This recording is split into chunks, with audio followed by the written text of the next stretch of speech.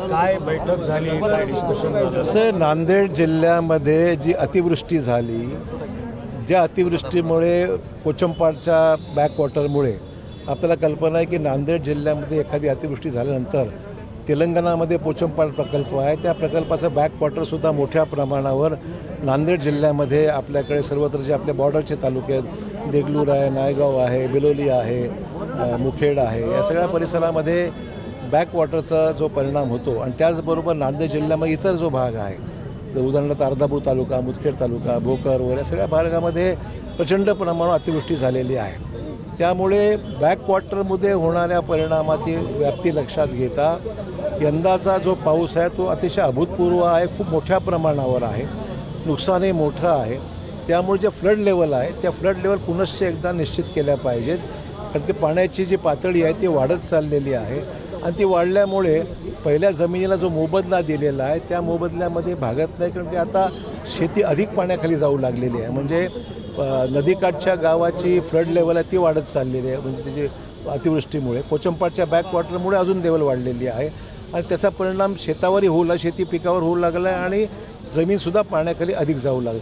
हे लक्षात घेता नव्याने फ्लड लेवल निश्चित करावी आणि त्याला एक रकमी एकदा मावेजा दिला तर वारंवार पुन्हा मावेजा देण्याची गरज पडणार नाही, अशा स्वरूपाची मागणी मनूरकर आणि सर्व जे शेतकरी आहेत ते त्यांची आहे. त्याचे सर्व शिष्टमंडळ ज्या ठिकाणी त्यांची बैठक झाली, बैठकीला रवींद्र चव्हाण होते खासदार साहेब, त्याच्याचबरोबर आपले आमदार राजेश पवार होते, मी त्या बैठकीमध्ये सहभागी होतो, जिल्हाधिकारी, इरिगेशन डिपार्टमेंटचे अधिकारी राजूरकर, सर्व आम्ही हजर होतो आणि त्या मीटिंगमध्ये ही फ्लड लेवल नव्याने निश्चित करावी.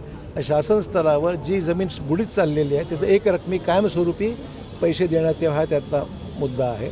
दुसरा, शेतीचं जे नुकसान झालेलं आहे, दिलेली जी काही मदत जाहीर झाली आहे ती अतिशय अल्प आहे.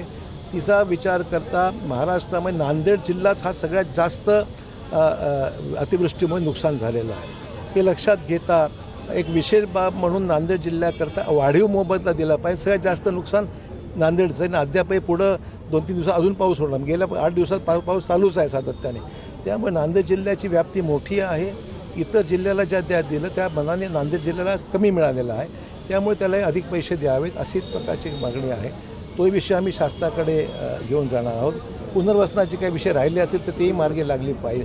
अशा 2-4 प्रमुख मागण्या याच्या ठिकाणी आहेत आणि काही गोष्टी दीर्घकालीन आहेत आपल्याकडे. हे जर तातडीचे विषय आहेत जे शासन स्तरावर आम्हाला न्यायचेच आहेत, पण काही मागण्या दीर्घकालीन आहेत की आपल्याला हे डॅमेज आपल्याकडे जे आता ह्याचं खरं म्हणजे नुकसान जे होतं ते पोचमपाड प्रकल्प जो तेलंगणामधला आहे त्याच्यामुळे नुकसान बरंचसं होतं आहे. याचा काही भार तेलंगणाने उचलला पाहिजे असं आमचं म्हणणं आहे, कारण की हा फक्त महाराष्ट्रापुरती विषय नाही आहे, तेलंगणाच्यामुळे नुकसान होतं आहे. त्यामुळे अधिकचे पैसे जे काही लागतील त्याच्यामुळे तेलंगणाने आपला वाटा उचलला पाहिजे अशी एक मागणी समोर आलेली आहे आणि ते रास्त आहे असं वाटतं मला. तेलंगणा सरकारने सुद्धा दिलं तर त्याच्यामुळे बॅकवॉटरचा विषय निर्माण होतो आहे, तर तो एक विषय आहे. आणि पुनर्वसन कुठे गरज आहे, रस्त्याचे नुकसान आहे, फ्लडमुळे बरेच प्रॉपर्टीचं नुकसान झालं आहे, हे सगळे पंचनामे आणि जी काही अतिवृष्टी झाली आहे त्यामुळे ते लवकर एक्सपिराईट करावी, त्याची व्याप्ती नजर एकदा पुन्हा एक आढावा बैठक आम्ही घेऊ. पण हे सगळं झालं असताना हे सगळ्या गोष्टी जाऊ त्याच्या लोकांच्या म्हणण्यानुसारच आम्ही आज चर्चा केलेली आहे. आम्ही विनंती केली की तूर्त तुम्ही तुमचं आंदोलन जे चालू आहे ते स्थगित करा आणि मग यांच्या रिपोर्ट अहवाल आकडेवारी हे स्पष्ट झाल्यानंतर आम्ही जिल्हाधिकाऱ्यांच्या मार्फत हा विषय पुन्हा शासन स्तरावर नेऊ. आम्ही सर्वच जण सर्वपक्षीय शिष्टमंडळ हे शासनाकडे आम्ही जाऊ आणि मागणी करून याला मोबदला लवकर मिळावा ही त्याची मागणी रास्त आहे. राज्यातल्या साधारणपणे 21 जिल्ह्यांमध्ये अतिवृष्टी आहे. हो, तर ओला दुष्काळ जाहीर करावा अशी मागणी. हो ना, तो पण आहे. काय मत आहे? तो पण विषय आहेच नाही, मागणीचा विषय आहे. नुकसान ज्या प्रमाणात त्याच्या असं आहे की ओला दुष्काळ जाहीर करणं याच्यामध्ये आपण निश्चितच पात्र ठरवू, कारण की तेवढं नुकसान झालेलंच आहे.